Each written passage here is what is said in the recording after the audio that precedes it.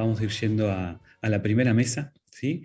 Que la verdad que es me tomé el atrevimiento y el lujo de compartir la mesa nada menos que con Marta Cohen. Digo, bueno, estamos trabajando, entonces la verdad que es un lujo, un honor para mí y un agradecimiento a Marta que nos pueda acompañar y la voy a presentar. La doctora Marta Cohen es médica patóloga, pediatra, egresada de la Universidad Nacional de La Plata, de esta casa de estudios, lo cual la verdad que nos da mucho orgullo. ¿Sí? Y directora clínica de farmacia, diagnóstico y genética del Hospital de Sheffield, distinguida con el título de oficial de la Orden del Imperio Británico por su trabajo sobre la muerte súbita del lactante y es referente mediática sobre la pandemia del COVID-19. Me dirá Marta si la presenté bien, pero me queda de Marta que es muy accesible para las cosas tan importantes y tan útiles que nos está trayendo a través de estas conexiones. Así que Marta, libero la pantalla y si estamos bien, hay un segundito, Marta, un segundito que la veo a Romina Baracio, que me dijo que estaba súper complicada, entonces le vamos a dar un minuto y solo un minuto a Romina para que pueda saludarnos, que está con muchas ganas de saludarnos y le damos la palabra a Marta. Gracias, Hernán. Buenos días a todos. Les cuento simplemente que justo hoy estamos en la sesión del Consejo Deliberante y no me puedo levantar de la banca en algunos momentos, pero pedí permiso para venir porque realmente sé del trabajo que está haciendo la ONG. Estoy muy preocupada por el tema más que nada de lo que es el suicidio en Argentina. Hernán me pasó unos datos que realmente alarman. Creo que es un tema que la sociedad no habla de los dos temas, de cómo vivir saludablemente, de cómo es esa psicología positiva que nos van a enseñar tantos en este seminario, y por otra parte ponerme como siempre a disposición, como dice Hernán, para aprender y capacitarme y así poder prevenir tantas veces esos síntomas que podemos ver en allegados, y por eso es tan importante que participe toda la comunidad, sobre todo aquellos que están en contacto con chicos en los colegios, centros educativos, clubes de los barrios. Así que bueno, mi misión, como le digo a Hernán, es comunicar todo el tiempo esto para que participen de jornadas tan profesionales como estas que hoy se van a llevar adelante, ayudar desde lo que pueda y tratar de que vivamos cada día un poquito mejor con todas estas herramientas que hoy nos ponen a disposición. Gracias, Hernán, felicitaciones a todos los expositores que son de lujo y que todos los que estamos acá podamos seguir difundiendo y multiplicando esto. Gracias, disculpen la demora. Muchas gracias, Romina, gracias por estar. Bueno, Marta, si estás por ahí... Hola, Hernán, estoy acá, no sé por qué mi video desapareció, no sé si no me ven. No te vemos, no, te escuchamos, pero no te vemos. No sé, quizás si es algo desde tu... Me estaba viendo muy congelada. Ahora, sí, quizás es tu señal. Ahora, bueno, tiene señal estoy acá. Sí, bueno, como quieras. Si quieres empiezo yo y tú te acomodas, o si no, esperamos o arrancás así. Yo no creo que sea, no sé qué pasó desde el momento que no me podía conectar y ahora estaba congelándome hasta que desaparecí. Pero bueno, estoy acá físicamente y allí sienten mi voz. Así que bueno, muchas gracias por tu presentación. Es un honor para mí estar acá. Como vos dijiste, soy egresada de la Facultad de La Plata y luego, bueno, soy ex miembro del Hospital de Niños de La Plata, donde trabajé 10 años antes de venirme aquí al Reino Unido, pero bueno, siempre estoy conectada con La Plata, con Trenquelauquen, que es mi pueblo de nacimiento, y bueno, y voy siempre, así que estaré por La Plata en mayo. Pero si quieren, les pongo la presentación, a ver si puedo compartirla. Bueno, es un placer, como les digo. A ver, vamos a ver si la pueden ver ahí mi presentación. Podemos ver, sí, tenés que poner solo en pantalla completa y ahí está, ahí se ve perfecto. Perfecto. Bueno, Hernán me invitó a hablar de parapandemia, cómo vivir saludablemente. Entonces les quería contar primero el concepto de parapandemia, porque yo en realidad, bueno, el año pasado di 60 conferencias online, todo sobre COVID, Y he estado mucho en Uruguay porque tengo mucho contacto con los pediatras del Uruguay a raíz de la muerte súbita del lactante. Y ellos me invitaron a hablar en una conferencia de pediatría sobre parapandemia. Y ahí aprendí que en realidad es un término que crearon los pediatras, por lo menos los pediatras uruguayos. Entonces, primero quiero hablarles de parapandemia, que es el concepto.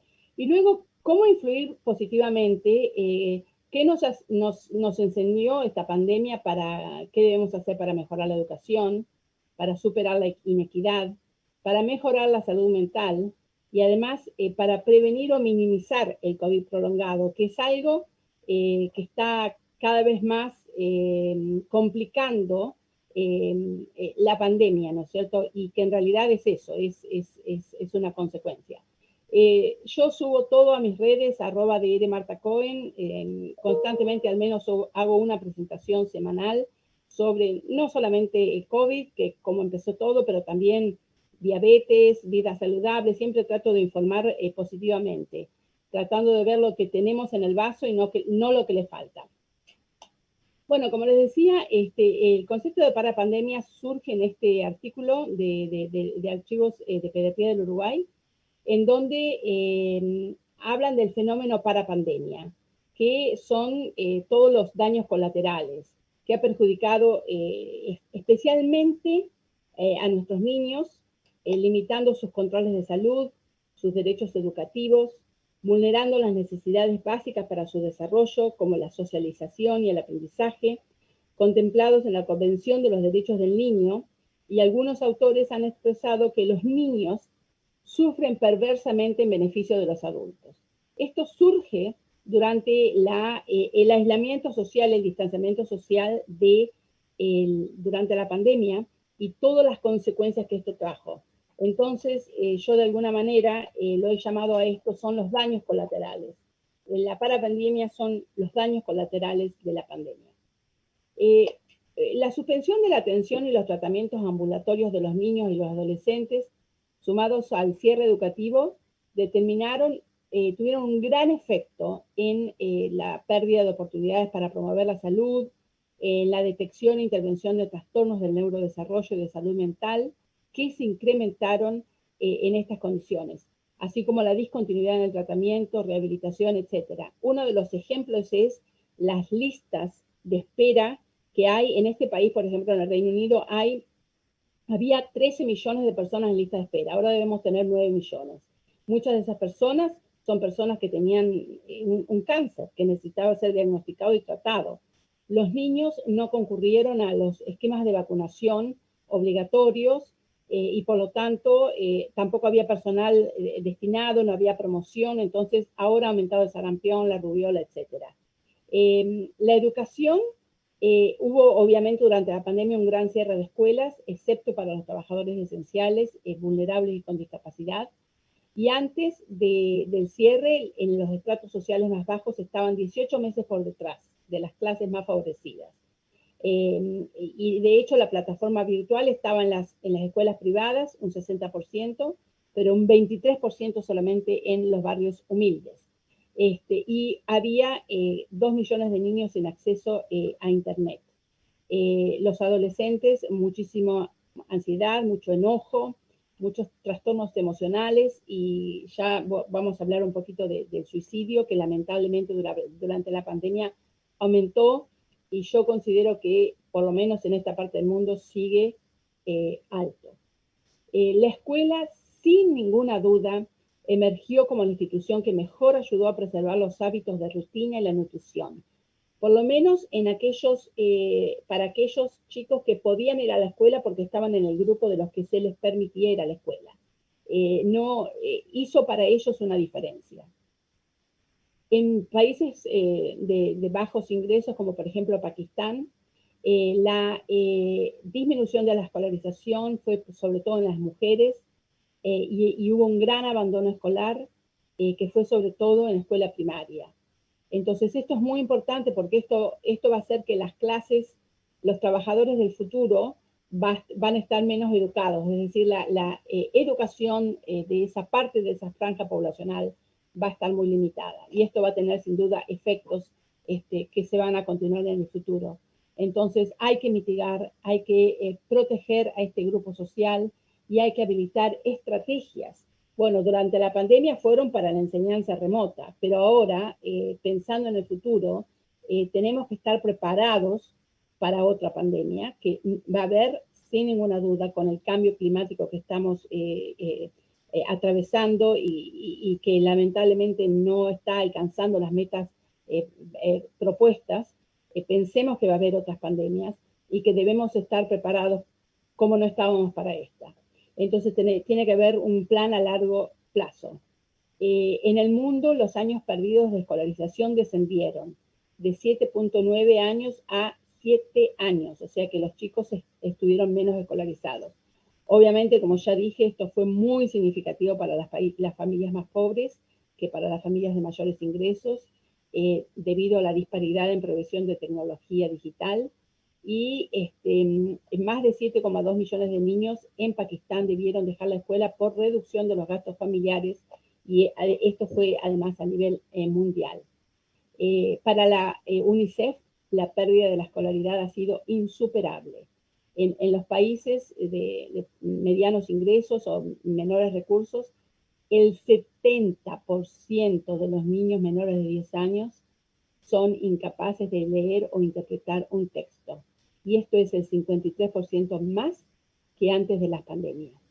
En Estados Unidos hubo también pérdidas de aprendizaje en estados como Texas, California, Colorado, etc. En Texas, dos tercios de los niños en grado 3 obtuvieron resultados inferiores en matemáticas en el 2021, en comparación con el 2019.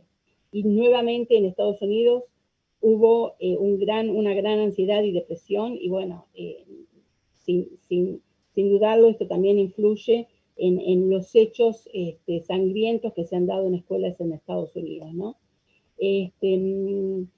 Fíjense, esto se vincula también con el aumento de la inequidad en los niños, porque obviamente niños que no pueden educarse van a ser probablemente niños más pobres. Fíjense, esta niña que estaba en Ecuador y tomando sus clases en el teléfono de su mamá, ¿no es cierto? Y además ese teléfono tenía que ser compartido por otros hermanos también. En general, más de 370 millones de niños en todo el mundo se quedaron sin comidas escolares durante el cierre de las escuelas, y esto para muchos era la única fuente confiable de alimentos y la nutrición diaria. Entonces, la interrupción de la educación puso de relieve la necesidad de que los gobiernos tienen que dedicar una gran atención para mejorar, para mitigar y para corregir las desigualdades que en realidad son de larga data en los sistemas educativos y que se han puesto de relieve y se han exacerbado durante la pandemia. Esto pasó en otros países. Fíjense, este es un ejemplo de una chica de 15 años en una república el centro de África, y ella le dijo a los reporteros de esta nota que no le hacía bien a ella no ir a la escuela, y que se sentía como si algo en ella estaba faltando. Lo mismo pasó en México con una chica que le dijo al principio, creía que era cool, que era fantástico, pero después se dio cuenta que quería volver a la escuela. Lo mismo pasó en Corea del Sur, donde un chico de 14 años le dijo a los periodistas, simplemente sentí que con la falta de escolaridad, la tierra se había detenido, el mundo se había detenido. Es importante que los gobiernos revierten las políticas que generan estas desigualdades, que incluyan más inversión en la educación pública y que se aseguren que aquellos que no pudieron aprender al mismo ritmo que sus compañeros durante la pandemia se pongan al día con lo que perdieron.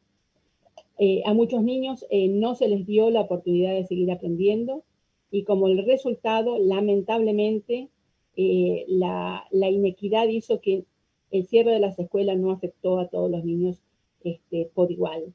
Una gran falta de compromiso a largo plazo de muchos gobiernos para remediar la discriminación y obviamente clave para todo eso también, no había electricidad, no había agua y baño en las escuelas, no había internet, etc. Una niña de 14 años le dijo a esta gente de Human Rights Watch que la profesora de inglés cancelaba las clases porque no tenía electricidad. La profesora no tenía electricidad, o sea, fíjense la inequidad, ¿no? Entonces, el retornar a la escuela presencial fue muy acertado, permitir que las escuelas evaluaran el nivel de aprendizaje de los estudiantes en cada materia y que le brindaran el apoyo necesario a las escuelas para mejorar los niveles de aquellos chicos que estaban por detrás, ¿no es cierto? Que hubiera tutorías y que hubiera además unas clases adicionales y gratuitas. Y además identificar a aquellos niños que no volvieron nunca a la escuela. Es importante también desarrollar e invertir en políticas y programas que reconozcan las desigualdades y obviamente tenemos que estudiar, tenemos que hacer auditorías y tenemos que hacer revisiones sistemáticas para que permitan ver cuál es el diagnóstico para poder desarrollar una política y evaluar su implementación. La vuelta a la escuela en una época de distanciamiento físico, máscaras y mucho estrés fue una transición importante. Obviamente para la próxima pandemia sabemos la gran inequidad en cómo se vivió la pandemia en distintas partes del mundo y incluso en una misma ciudad distintas partes de la población, distintos barrios, más pobres o de clases medias más altas, ¿no es cierto? Y sabemos cómo influir positivamente. Por ejemplo, si las vacunas se hubieran distribuido de una manera equitativa en los países de menores recursos, se hubieran salvado 1 millón de vidas en el 2021. Si se hubiesen repartido más vacunas a los países más pobres y se hubiera continuado el distanciamiento social y el barbijo, se hubiesen salvado 3,8 millones de personas. Y esto no es de cualquiera. Esto es de la revista Nature, un artículo de principio del 2022. ¿Por qué? Porque es muy importante en las investigaciones mirar para atrás. Y los modelos matemáticos de cuál hubiera sido la situación si hubiéramos tomado este camino o este otro camino. Entonces, Oliver Watson, un epidemiólogo de Londres, del Imperial College, dijo que esto debe ser considerado para mitigar las próximas pandemias. O sea, no, como dijo el Papa, no nos salvamos solos, nos salvamos todos juntos, ¿no es cierto? Y eso es así. El hecho de la gran desigualdad en la distribución de las vacunas hizo que, por eso no terminamos todavía con la pandemia. En diciembre de 2021, hace de estos 11 meses, el 50% del mundo había recibido 2 dosis, pero no hubo equidad. El 75% de los habitantes de los países ricos habían recibido 2 dosis, pero solo el 2% de la población de los países pobres. Y fíjense, el escenario, el escenario actual es en naranja, pero si lo hubiéramos compartido de manera equitativa, compartiendo las vacunas, ¿no es cierto? Este doctor Watson del Imperial College publicó hace poco en esta revista del Lancet en el 2022 que aproximadamente el 45% de las muertes por COVID en países de bajos y medianos recursos se podrían haber evitado si se hubiera vacunado al 20% de la población mundial para el fines del 2021, como era el target de COVAX. COVAX, que fue un programa de distribución equitativa de las vacunas, del que se hablaba mucho al principio, pero lamentablemente fracasó. Entonces, los resultados refuerzan el mensaje de salud pertinente a futuras pandemias, que la distribución de vacunas proporcionada a la riqueza más que a la necesidad puede ser en realidad perjudicial para todos.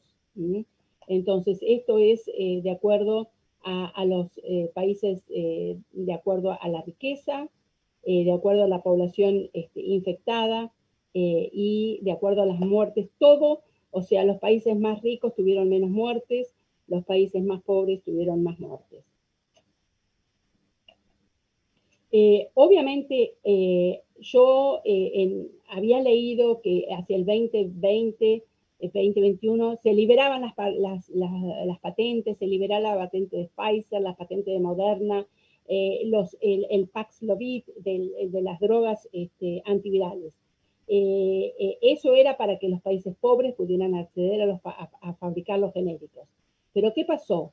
Un gran lobby de la industria farmacéutica que dijeron dejarían de invertir en aquellos países que accedieran a la liberación de vacunas. Fíjense, esta es la tapa de un periodismo de investigación, esto lo leí el 10 de noviembre, hace muy poquito.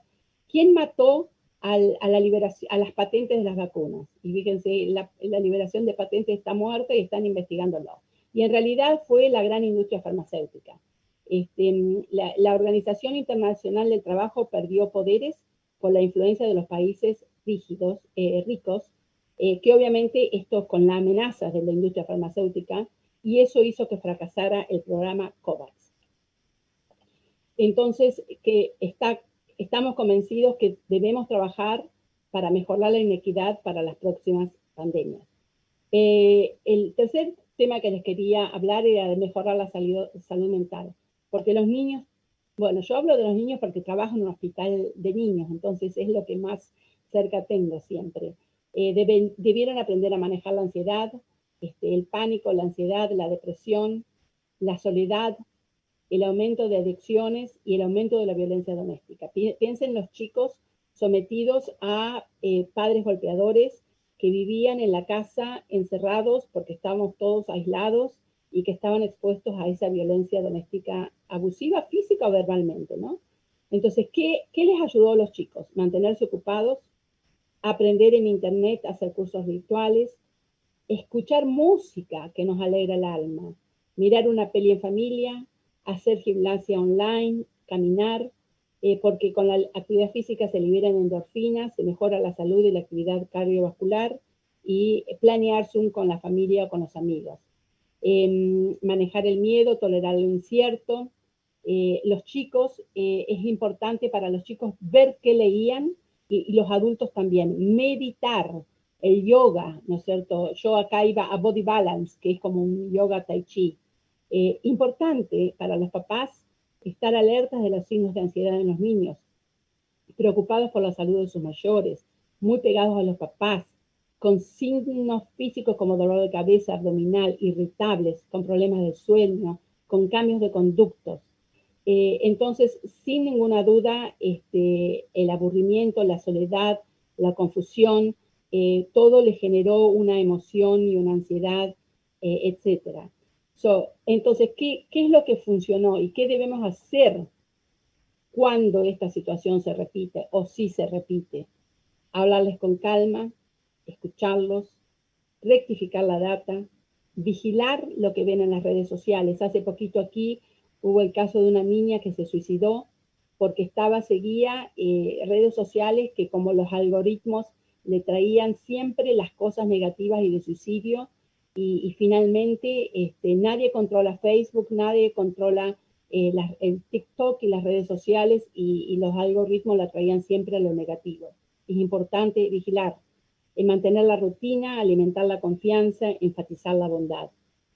Estructurarles el día, hacer ejercicio, y evitar dar demasiada seguridad, porque a la larga puede agravar la ansiedad. Los adultos debemos tener calma y siempre tratar de ser positivos, sin darles completamente la seguridad.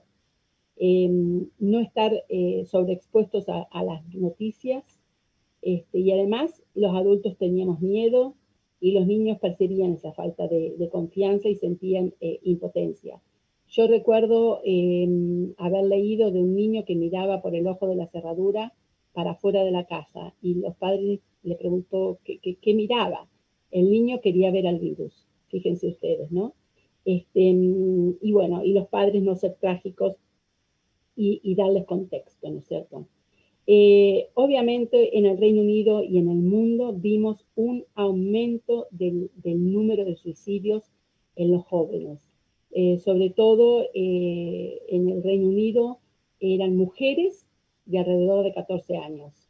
En el febrero del 2021 también en Estados Unidos se informó de un aumento del suicidio Por ejemplo, varios estudiantes, o sea, un contagio de suicidios en una escuela en Las Vegas, en el condado de Clark, se suicidaron durante la pandemia. En Estados Unidos, en el 2020, entre abril y octubre, aumentó el número de niños que se suicidaron y fue el doble del mismo periodo del 2021, y algunos niños tenían entre 10 y 11 años. En un hospital de Indianápolis vieron un 250% de aumento de intentos de suicidio en el 2020, y obviamente las causas eran las mismas o el contexto era el mismo que les hablaba recién. También en la India muchos niños se suicidaron, o sea, esto fue a nivel mundial, pero piensen, también aumentó la autoagresión. La autoagresión, yo hago autopsias lamentablemente de niños que mueren suicidados o adolescentes, y es muy común ver los signos de autoagresión.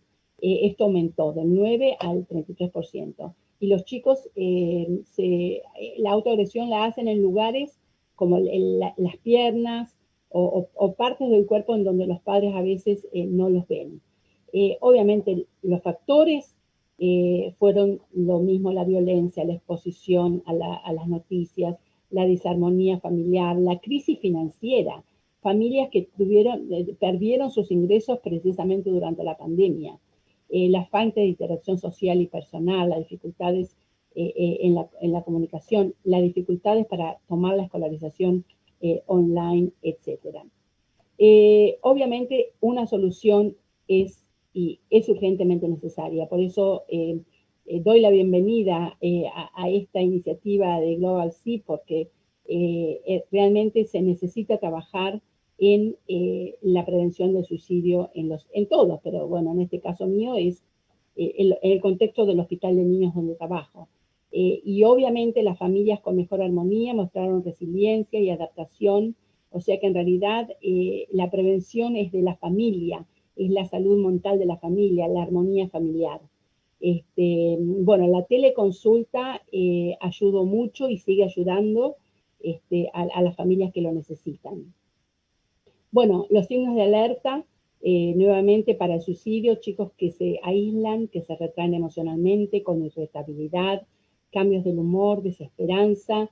Hace poco, bueno, estuve involucrada en el suicidio de un chico de 20 años, justamente en La Plata, y él se suicidó porque no le veía sentido a la vida, fíjense ustedes. O sea, esa falta de esperanza, el sentirse una carga, el cuestionamiento del propósito de la vida, la falta de interés en las actividades y actuar los comportamientos. Conducta huidiza, rabia, agitación, consumos de alcohol y drogas, apariencia personal descuidada, falta de respuesta a los elogios y obsesión por la muerte y el morir. Y eso pasó en todos lados. Esto es de Japón, en donde también vieron un aumento, y esto ha continuado aumentado. Una de las últimas cosas que le quería hablar era sobre prevenir y minimizar el COVID prolongado. ¿Qué es el COVID prolongado? Son los síntomas que continúan o se desarrollan después de una infección por COVID-19. A veces la infección es asintomática o poco sintomática, pero los síntomas no se pueden explicar por un diagnóstico alternativo. Este término incluye entre 4 a 12 semanas después de la infección, y el síndrome post-COVID, que es después de las 12 semanas de la infección. Y bueno, el centro en Estados Unidos, el CDC, lo define como las secuelas que se extienden más allá de 4 semanas después de la infección inicial. Pero bueno, acá consideramos más de 12 semanas. El 30% de los adultos y el 10% de los niños aproximadamente pueden tener COVID prolongado. Aún no sabemos cuánto tiempo puede existir, aún no sabemos cuáles son los tratamientos adecuados. Puede afectar a cualquier órgano o sistema, o sea, los síntomas van a ser variados. Pueden ser síntomas respiratorios, cardiovasculares, neurológicos, musculoesqueléticos, síntomas gastrointestinales, por ejemplo, tener disnea, tener tos. Yo tuve COVID y por 2 meses continué tosiendo de una manera increíble. Arritmias, fatiga, síndrome de deterioro cognitivo, lo que le decían al principio la niebla cerebral, pero que luego se prefiere no usar esa palabra, se usa deterioro cognitivo, insomnios, o por el contrario estar todo el día con sueño, síntomas de estrés postraumático, problemas de concentración. Y obviamente estos problemas de concentración, trastornos no cognitivos, a los niños que están en periodo de escolarización les va a afectar mucho. ¿Por qué? Porque va a afectar su educación y su educación va a afectar su capacidad laboral, su acceso al trabajo, su vida futura, ¿no es cierto? Bueno, esto es solamente para que vean que puede afectar corazón, cerebro, vaso, hígado, cualquier organismo puede afectarse y en realidad es un trastorno autoinmune, ¿no es cierto? Del cual recién estábamos aprendiendo. Y no sabemos, esto no está superada, la pandemia COVID-19 no está superado y el COVID prolongado no sabemos hasta dónde va a continuar. Pero fíjense, diferentes estudios, diferentes incidencias de fatiga, de disnea, de dolor torácico, palpitaciones, etcétera, pérdida de cabello, síntomas cognitivos, estrés psicosocial, etcétera. Bueno, la prevalencia de depresión y la ansiedad han aumentado, unos 54,2 millones adicionales de depresión y 75,2 millones de trastornos de ansiedad desde antes de la pandemia. Y esto obviamente son síntomas de discapacidad. No hay datos de Sudamérica y no hay datos de África. Las regiones más afectadas han sido las que han tenido mayor número de casos y mayor cuarentena. Bueno, ¿qué hacer para mejorar esta calidad de vida? Obviamente esto tiene mucho que ver con la tormenta de las citoquinas, ¿no es cierto? Sabemos que la vitamina D, yo hago mucha investigación en vitamina D en niños, y siempre dije desde el principio, tiene que ver porque es una hormona que ayuda a combatir las infecciones. Que sabemos que el precursor se produce a partir del sol, que ayuda principalmente a la absorción de calcio, promoviendo el crecimiento y la mineralización ósea, y es un buen antiinflamatorio y es un buen antiviral. Bueno, la deficiencia de vitamina D, ahora los estudios están mostrando que se asoció con COVID-19, es decir, se asoció con el hecho de tener la infección, mientras que los casos negativos tenían generalmente la infección normal. Hubo un estudio recién publicado hace muy poquito y este estudio mostró eso, que las personas que tenían vitamina D deficiente tenían mayor posibilidad de tener COVID más grave o de contagiarse. ¿Qué hacer? Consumir alimentos ricos en vitamina D, como pescados grasos, hongos, que digan las mayores cantidades de vitamina D, alimentos fortificados, leche, yogur, cereales, tofu. Consumir alimentos que favorecen la absorción de la vitamina, como el huevo. Tomar sol, sin protección, pero en un momento que no nos quememos, por lo menos 10 minutos 3 veces por día, de horario de 10 a 16, pero obviamente si hay mucho calor, si es verano, será a la mañana, ¿no es cierto? Y de ser necesario, ir al médico para identificar si hay una carencia y dar suplementos de vitamina D. Obviamente los beneficios, mantener los huesos y los dientes sanos, favorece la absorción de calcio y fósforo, estimula las células que forman hueso, protege contra osteoporosis, protege el sistema inmunológico, lo fortalece, el sistema nervioso, cerebral, regula los niveles de insulina y ayuda en el control de la diabetes. Y esto es muy importante porque como consecuencia del COVID prolongado hay un aumento de la diabetes insulino dependiente. Mejora también la vitamina D la función pulmonar, la salud cardiovascular, y también protege de alguna manera contra la posibilidad de desarrollar cáncer. Por eso disfrutemos el sol y vivamos la vida. También durante la pandemia, los bebés que nacieron en pandemia vieron su neurodesarrollo afectado y estudios de ahora muestran que los bebés nacidos en pandemia han tenido una menor motricidad, tienen menor motricidad gruesa, fina y dominio incluso personal social ha sido afectado con respecto a los bebés que habían nacido antes de la pandemia. Por eso, puede ser por las máscaras, puede ser por la cuarentena, pero es muy importante estimularlos, jugar, leerles, conversar, que no estén todo el tiempo jugando en la tablet o en el teléfono de los papás, ¿no es cierto? También es muy importante realizar la actividad física, que ayuda a no solamente físicamente, sino también lo emocional.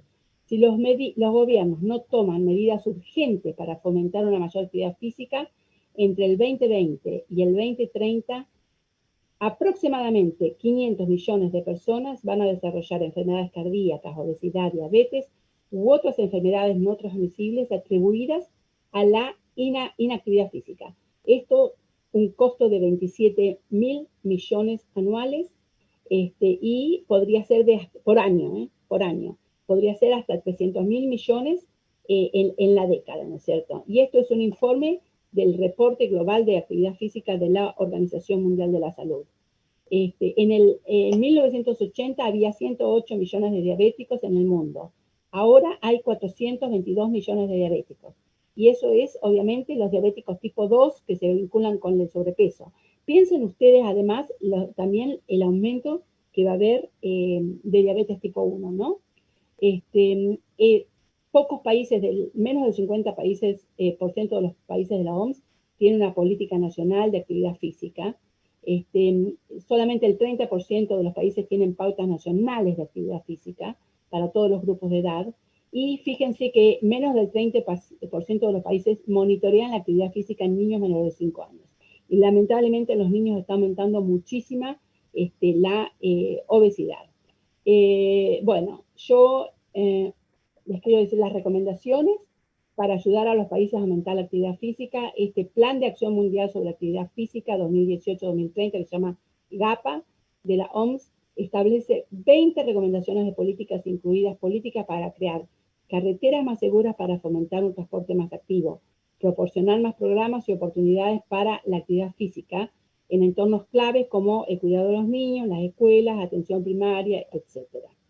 Bueno, esta soy yo en mi clase de gimnasia.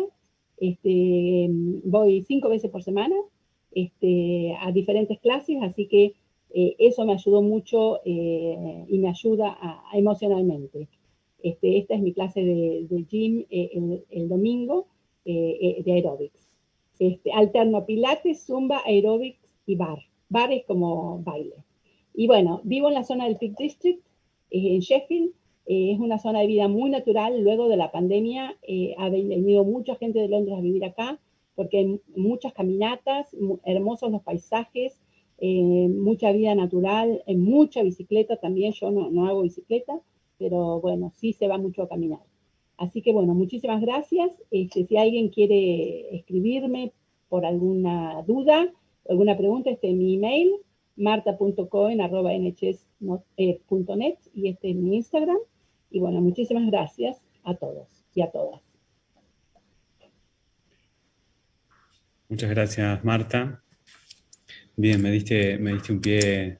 Bueno, la escuchamos recién a Marta Cohen. Marta viene disertando de todo lo que es la parapandemia y el contexto de la pandemia durante todo este tiempo, así que la verdad que es un gusto haberla tenido con nosotros.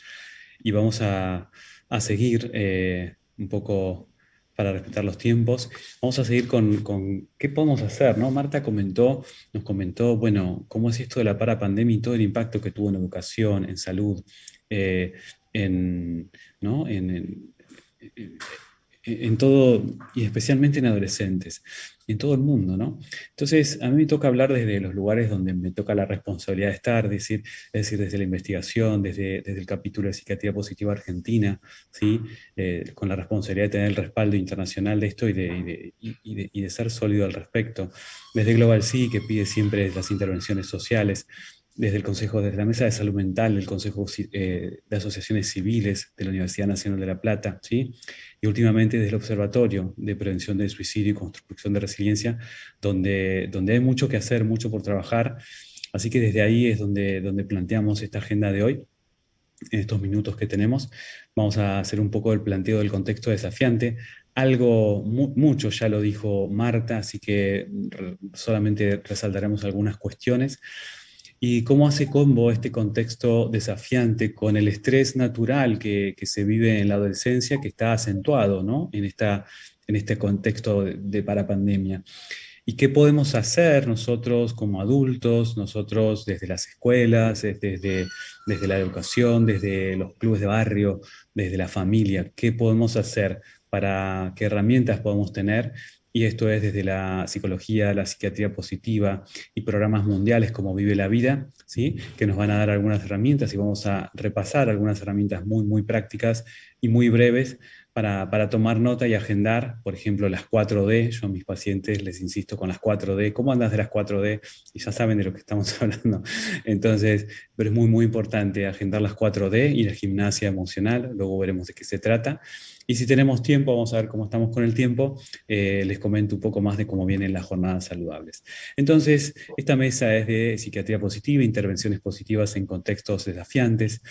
Está para pandemia, que tiene como un marco de inicio que la Organización Mundial de la Salud habla que 1 de cada 4 personas tendrán un trastorno mental a lo largo de su vida, y de que ya en 2019 teníamos más de 1.000 millones de personas en el mundo con trastornos mentales, y durante el primer año de la pandemia se sumaron un 25% más, o sea, 20, digamos, 250 millones solo en el primer año de pandemia. Esto sumado a una dificultad en el acceso. Sabemos que los trastornos mentales, las personas con trastornos mentales severos, tienen hasta un 75% de falta de acceso a un tratamiento adecuado en países en vías de desarrollo, como los nuestros, ¿no? Como nuestra región. Entonces, esto arma un gap, una brecha entre un incremento de hasta un 40% o más de los trastornos mentales y una caída en el acceso. Entonces se ha armado una gran brecha en lo que es el acceso y las necesidades en salud mental en el mundo. Y si esto lo ligamos en Argentina al COVID y al suicidio, como comentó hace un rato Marta, que no solo lo comentó como algo que ocurre en Argentina, sino que mencionó distintos países del mundo. Vamos a las tasas de la Organización Panamericana de la Salud, donde hablan que las tasas de suicidio se incrementaron en un 30-40% desde la pandemia.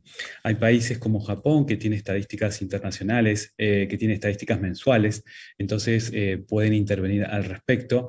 Y en otros países, bueno, la mayoría de los países lamentablemente no hay datos estadísticos en tiempo con tan poco espacio de, digamos, tenemos estadísticas que surgen en este caso de investigaciones periodísticas o estadísticas desde previo a la pandemia. Entonces, en este caso hacemos alusión a una investigación muy importante periodística que se inició y se puso en evidencia desde el Observatorio de Prevención del Suicidio de la Universidad Nacional de La Plata, a partir de una investigación de Tocho y Ojea, en donde La Plata, Berisso y Ensenada se relevó un 61% de incremento de suicidio en 2020 respecto al 2019, transformándose en la primera causa de muerte evitable, ¿sí?, en el 2020. No solo esto, sino que también, no tengo la placa, pero tenemos que Fernando nos envió el otro día y estuvimos en las jornadas de prevención de suicidio adolescente y comentaba que el Ministerio de Seguridad de la Nación ya establece que es la primera causa de muerte violenta, el suicidio en la República Argentina, con datos oficiales, ¿sí? Entonces, volviendo un poco a las placas determinando un poco este contexto, vamos a lo que es el estrés y la resiliencia adolescente, que tiene que ver con todas estas cuestiones de la adolescencia, la escuela, las relaciones, los cambios hormonales, las presiones para estar en tal o en cual lugar, o seguir tal o cual carrera, o tal o cual, ¿no? Los problemas familiares de barrio y todo este contexto. Entonces, todo esto arma un combo bastante peligroso y que claramente es lo que nos trae acá, ¿no? De decir, bueno, ¿qué podemos hacer? ¿Sí? ¿Qué hacemos? Entonces, en prevención de suicidio se recomienda programas que empleen un enfoque positivo en salud mental, con programas de habilidades para la vida socioemocional, ¿sí? De esto vamos a hablar mucho en estas jornadas. Habilidades para la vida socioemocional, la gestión psicosocioemocional. Vamos a trabajar con herramientas de la psicología positiva. La psicología positiva, dice Martin Seligman, que la creó allá por el 91, habla de la importancia de trabajar y de trabajar, porque todo esto uno lo puede heredar, es cierto, pero también lo puede aprender y enseñar. Emociones positivas, la posibilidad y la fortaleza de las relaciones, la implicación y el compromiso social, la búsqueda de sentido y significado en la vida, ¿sí?, y la valoración de los propios logros son puntos claves para la felicidad, según esta escuela de la psicología positiva, que tiene mucha carga de evidencia científica. Luego de la psicología positiva nos vamos a respaldar también en la psiquiatría positiva, que habla de Dilip Shes dice arreglar lo que está mal, pero también construir lo que es fuerte, es decir, no solo enfocar en lo que está mal, por supuesto hay que identificar e intentar reparar, pero también ver qué es lo resiliente, qué es lo fuerte, y ahí está el enfoque equilibrado. No solo reducir el sufrimiento, sino incrementar el bienestar y la felicidad construyendo recursos positivos. Vamos a revisar los modelos en países con resultados positivos, como la Comunidad Internacional, la Liga de Campeones, es una liga de países básicamente como Canadá, Australia, Reino Unido, que han trabajado con muy buenos resultados. También lo han hecho los países escandinavos, en lo que es la reducción de las tasas de suicidio, y lo han hecho a partir de programas que promueven la vida, ¿sí? Como el programa Vive la Vida de la Organización Mundial de la Salud. Básicamente se trata de mejorar el bienestar mental mientras se mejora el acceso a los servicios para prevenir el suicidio. Entonces siempre estamos hablando de mientras se construye la red, se dan herramientas de construcción de salud mental positiva, de concientización, de promoción de la salud, ¿sí? Y dentro de estas guías de la Organización Mundial de la Salud, primero, un dato que es muy importante, ¿sí?, a tener en cuenta, que es que la mitad o más de las afecciones en salud mental aparecen antes de los 14 años. Entonces, qué importante que podamos, como padres, como madres, como familia, en la escuela, en los clubes, estar ahí, escuchar, prestar atención a nuestras y nuestros jóvenes, ¿sí?, a nuestras y nuestros adolescentes, para ver qué les está pasando, identificar tempranamente. Marta dio algunas pautas de identificación y las seguiremos trabajando, tendremos una mesa específica, y fomentar también las habilidades socioemocionales en los adolescentes, habilidades que van a servir y mucho para esta resiliencia. Esto dice la guía Vive la Vida de la Organización Mundial de la Salud. Fomentar entonces las habilidades socioemocionales en adolescentes, evitar el bullying, ¿sí?, enlazar con servicios de apoyo y ser muy claros en las áreas donde trabajan con adolescentes. Esto es en la educación y en los clubes y en cualquier lugar donde pueda existir riesgo suicida. Luego vamos a compartir un QR es un recursero que tenemos en nuestra web, le sacan fotito y ahí acceden a un recursero, por lo menos para la Argentina, y convocamos e invitamos a todas aquellas personas que nos quieran ayudar a participar, a incorporar datos para hacer más sólido y más rico este recursero. Por supuesto, involucrar, dice la Organización Mundial de la Salud, involucrar personas con experiencias vividas, esto es, incluyendo asociaciones que colaboran, bueno, como muchas de las asociaciones que nos están apoyando, e incluyendo sobrevivientes y supervivientes, ¿sí? Es decir, vamos a tener en estas jornadas al menos 4 testimonios desde la resiliencia, desde haberse recuperado, que van a ser realmente muy potentes. Entonces, estas intervenciones de actividad positiva, básicamente, así hacemos un ida y vuelta, básicamente con las intervenciones positivas, ¿qué es lo que buscamos? Hacer intervenciones para que en los afectos, en lo cognitivo y en lo conductual podamos generar cambios. Y estos cambios, desde la psicología positiva, generan efecto antidepresivo para depresión leve y moderada, similar a lo que es los antidepresivos. Entonces son muy importantes estas intervenciones positivas, ¿sí? Acá está, nunca me sale el nombre de Lubovinsky, que ha hecho varias evaluaciones y metaanálisis que validan estas cuestiones. Entonces estos ensayos clínicos prueban que ejercicios positivos como el uso de las propias fortalezas, contar las virtudes, cartas de gratitud, todo lo relacionado a poner en valor aquello que tenemos fuerte, ¿sí?, tienen este mismo efecto antidepresivo que los antidepresivos en depresión leve y moderada, ¿sí? Entonces estamos poniendo sobre la mesa bienestar versus suicidabilidad. Entonces, por supuesto, vemos qué es lo que está sucediendo y proponemos algo al respecto. Y esto que proponemos tiene que ver con construir y ayudar a promover esta resiliencia adolescente, definida como la capacidad de manejar el estrés de manera positiva, ¿sí? Entonces, resiliencia, ¿qué es? Poder manejar el estrés, ese estrés que dijimos que está potenciado en este contexto de parapandemia, poder darle a nuestros y nuestras adolescentes herramientas. ¿Cuáles son los elementos claves de la resiliencia adolescente? adultos, hoy decía Marta, adultos que los apoyen, los adultos, las familias, tenemos que estar sanos, tenemos que estar activos, tenemos que estar a disposición, tenemos que brindar apoyo, tranquilidad. Esto es, la resiliencia adolescente también se asocia con una disposición activa, sociable y tranquila, ¿sí?, de nuestros adolescentes, con habilidades de pensamiento, juicio y habilidades sociales buenas, con los talentos, poder identificar talentos. Ahí está muy interesante las actividades que se hacen a nivel social, los clubes, ¿sí? La creencia y la confianza en sí mismo, ¿sí? Y la religiosidad y la espiritualidad, que a pesar de que hay muchas, a pesar de lo que muchos puedan pensar, realmente la estadística habla muy a favor de que las personas con religiosidad o espiritualidad, que no es lo mismo, ¿sí?, tienen mucha mejor resiliencia y mucha mejor evolución y resistencia a casos y a estas situaciones. El apoyo familiar, como dijimos, es esencial, ¿sí? Alentar, tranquilizar, apoyar. Para eso tenemos que estar nosotros tranquilos, ¿sí? Y en esto debemos trabajar día a día. La felicidad la construimos, el bienestar lo construimos día a día, ¿sí? Y muy importante que los adolescentes no solo tengan contacto con otros adultos, sino que los propios padres, la propia familia trabaje en la educación de esos adolescentes. Esencial la autorregulación, la inteligencia emocional. Vamos a hablar, tenemos toda una mesa de inteligencia emocional.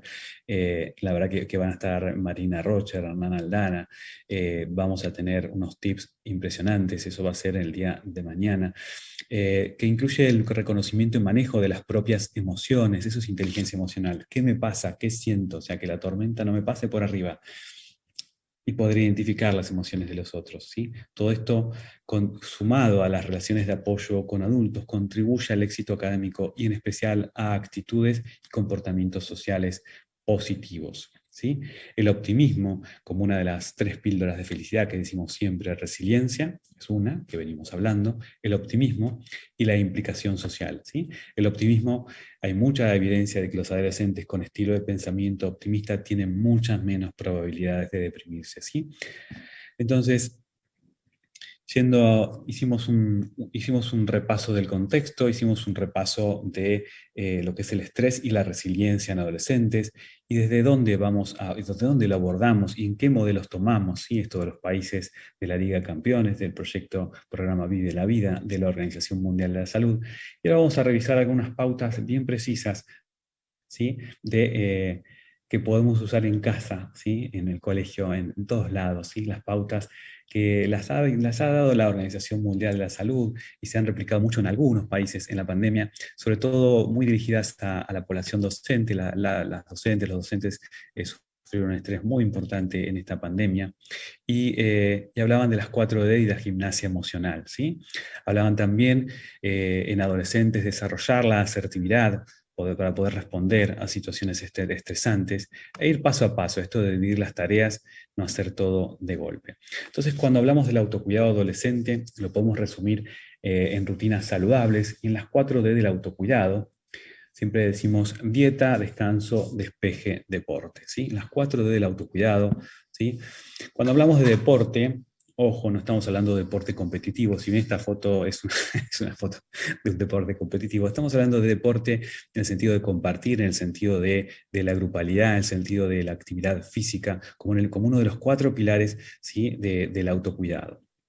El descanso, nos referimos a poder dormir temprano, levantarnos temprano. En la pandemia se ha desconfigurado mucho lo que es el descanso y eso todavía nos trae secuelas. Entonces, descansar bien es el inicio descansar temprano y bien es el inicio de un buen día siguiente.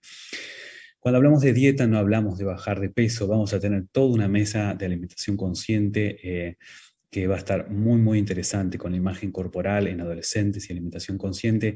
Vamos a hablar ahí y vamos a hablar de la importancia de comer, de cómo comer, cuándo comer, qué comer, ¿sí? La otra D es el despeje, y el despeje lo tenemos vinculado. Yo muchas veces pregunto, bueno, ¿cómo te despejas? Bueno, miro una serie de Netflix, miro no sé, juego los jueguitos. Y si bien las pantallas nos han ayudado mucho en esta pandemia para conectarnos, y de hecho en este momento estamos mirando una pantalla para conectarnos, lo cierto es que cuando hablamos de despeje, hablamos de compañía y apoyo social más desde lo presencial, más vinculado con lo que es la resiliencia comunitaria, la implicación social, generar actividades, aunque nos dé un poco de fiaca, como decimos acá. Y yo siempre digo, bueno, no importa la fiaca, vamos a hacerlo, vamos, nos juntamos, nos reunimos, participamos, ¿sí? Ahí van las 4D del autocuidado: dieta, descanso, despeje, deporte. Luego la gimnasia emocional. Cuando hablamos, y desde la Organización Mundial de la Salud se habla de la gimnasia emocional, hace foco en la respiración consciente, la relajación y finalmente la meditación. Hoy Marta comentó todo esto que estoy diciendo, ¿sí? Acá lo repasamos de una manera tal que quede muy, muy claro que estas son pautas como muy, muy básicas. Esto es como lavarse los dientes. Esto, si le suena novedoso hoy, mañana ya no lo va a hacer, y hace 20 años que no lo es en ciertas partes del mundo. Entonces, las 4D: dieta, descanso, despeje, deporte, la gimnasia emocional, ¿sí? Son esenciales entonces para generar buenos hábitos y para generar un bienestar y protegernos y generar resiliencia, y por supuesto transmitir esa resiliencia. Hay diferentes programas y estrategias que promueven la resiliencia, ¿sí? Y específica en adolescentes, desarrollando habilidades de afrontamientos, muchos dirigidos a grupos específicos, ¿sí? Esto está muy bien desarrollado en otros países. Acá estamos generando un programa, pero estamos a mitad de eso, así que quien quiera participar está más que invitado, pero todavía no lo tenemos desarrollado. Pero sí les podemos compartir este QR que viene a plantear recursos de la Organización Mundial de la Salud para el desarrollo de aptitudes socioemocionales para la vida en adolescentes. Lo que hacen con esto es toman la cámara, lo explico porque muchas veces yo mismo lo sé, toman la cámara para sacar una foto y apretan, y eso los va a conducir, ¿sí?, a un recursero de la Organización Mundial de la Salud para el desarrollo de habilidades y aptitudes socioemocionales para la vida en adolescentes. Estas estrategias y programas incluyen intervenciones tanto en la escuela como en la comunidad, incluyen a los compañeros, a los líderes, ¿sí?, a socios de aprendizaje, para que esta resiliencia no sea un fenómeno individual, sino sea una construcción colectiva, ¿sí? Y por último, y para ir redondeando y dar espacio a la mesa que se viene de Mindfulness, una mesa divina con mucho nivel, vamos a transmitir este link que existe entre la resiliencia y riesgo. Hay un gran y fuerte vínculo demostrado entre la resiliencia y la evitación de conductas de riesgo. ¿Esto qué significa? Que las investigaciones sugieren que los adolescentes resilientes, ¿sí?, pueden estar en una mejor posición para evitar conductas de riesgo como la violencia, el uso de sustancias y el embarazo adolescente. Entonces, qué importante, ¿sí? Uno que con los hijos dice, bueno, la verdad que quisiera evitarle situaciones de riesgo, todas las que pudiera evitarle, bueno, construyamos y ayudemos a darle resiliencia. Aquí lo mismo, un QR con recursero para prevención del suicidio. Pueden participar, se pueden sumar a nuestro observatorio, nos mandan mail a Global Sea y se suman de cualquier parte en la que estén. Bueno, vamos a ir terminando esta mesa y dando lugar a la mesa Vive Mindfulness. Voy a dejar de compartir un poco por si hubiera alguna pregunta. Son muchas cosas, pero ya veo algunos de los disertantes de la mesa Mindfulness. Aprovecho a saludar a Paula Moreno, Javier Candarle, ¿cómo están? Christopher Wheeler, un lujo. Tenemos un lujo en la mesa Mindfulness. Bueno, ¿hay alguna pregunta que se pueda contestar, Marcela, para la doctora Cohen? Hola, ¿qué tal? ¿Me escuchan? Se te escucha bajo. ¿Puedo subir un poquito? O si no, pásamela y yo la digo. Hola, hola. A ver, hola, hola. Ahora. ¿Qué tal? Buenas tardes. En Marcela, realidad ¿cómo estás? son muchas muestras de gratificación por haber escuchado a Marta. Está la gente muy contenta en el chat. ¿A mí no? ¿Conmigo no? Recién terminaste. Sí, la verdad que es un placer, y sí, yo veo el chat que está muy activo, muy agradecido, y eso es Me están pidiendo si puedo mostrar nuevamente el recursorio para el suicidio. Sí. Sí, es un segundo. Acá está, me sacan fotito. Voy viendo. Bueno, aprovecho este minutito. Agradecer a toda la gente. Tenemos de Paraguay, Entre Ríos, Ushuaia, tenemos desde Venezuela, tenemos desde, bueno, desde Buenos Aires, distintos lugares de la provincia de Buenos Aires. Bueno, agradecimiento a todos. Este es el recursorio de prevención de suicidio, lo encuentran igual en nuestra página web, ¿sí? Está todo. Así que todo esto van a tener. Bueno, Bueno, no sé quería decir si... muchas gracias a todos. No sé qué pasó con el Zoom, que este es el Zoom con el que generalmente entro, este es el Peak District donde yo vivo, que les mostraba, pero bueno, el otro era trucho. Por eso ni se me veía hasta que se congeló. Así que muchísimas gracias A por vos. haberme invitado. Es un placer, porque creo que, no sé, lo que me llevó a mí a ser comunicadora en la pandemia fue el ser positiva. El ser positiva de que siempre hay luz al final del túnel y de que nos tenemos que ayudar unos a otros porque solos nunca salimos de nada. Muchas gracias, Marta. Bueno. Sí, muchas gracias.